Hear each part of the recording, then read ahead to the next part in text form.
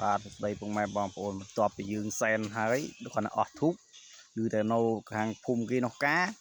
ខ្ញុំក៏ចេញដំណើរទៅទិញទៅអ៊ីតចាយទាំងយប់តែម្ដងហើយបងប្អូនហាក់វិញធ្វើស៊ីខ្ញុំដល់ថាអ៊ីតចាយមក15,000ណាអ៊ីតចាយវាលក់15,000ណាហើយខ្ញុំបានយកជីងទៅដល់ពេលព្រឹកឡើងខ្ញុំទិញជីងទិញអីអញ្ចឹងអូននេះបងប្អូនខ្ញុំឯងខ្ញុំទេបងប្អូនមួយវាធ្វើស៊ីខ្ញុំថា15,000ទីនឹងយប់ការគេចិត្តនៅចិត្តភូមិគ្នាជាប់ភូមិគ្នានេះទិញបានមកបាវកន្លះមកបាវមកបន្តិចនេះત્યાંហ្នឹងពេលយប់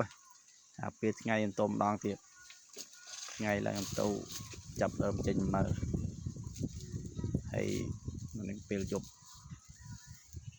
អានេះខ្ញុំចាប់ដើមចេញនៅពេលថ្ងៃណាទិញសម្រាប់ប៉ះកង់ប៉ះតោណាត្រូវដូរវៀនត្រូវប៉ះមានស្នាងអ៊ុតប្រាប់កោះប៉ះចល័តបងប្អូនប៉ះចល័តយើងជិះម៉ូតូទៅអញ្ចឹងមានប៉ះណាត់ធ្លីអញ្ចឹងដូរវៀនត្រូវដូរវៀនឲ្យត្រូវប៉ះបាទជួយលើកទឹកចិត្តអ្នកម៉ាត់មកឲ្យខមមិនល្អពាក្យល្អមួយមកជួយលើកទឹកចិត្តមួយមកអានេះយើងអត់មានអោយណាស្ដីឲ្យយើងនេះអានេះយើងធ្វើបានទៅយើងធ្វើបានទិញបានអំបិលតែយើងទិញបានវាក្រណាស់ហើយនេះវាពេលយើងទិញអាកន្លែងកំប៉ុងអ៊ីតចាយពីមានរឹសហ្នឹងវានេះចំណេញគ្នានេះចំណេញបានកំប៉ុងបងប្អូនដកអរឹងចេញមកយើងកោះយកទឹកវាចាក់ចេញទៅដើម្បីយើងយកកំប៉ុងយកថ្លឹងចំណេញបានកំប៉ុងពីកំប៉ុងដែរបងប្អូនកន្លែងការគេមានតែរឹស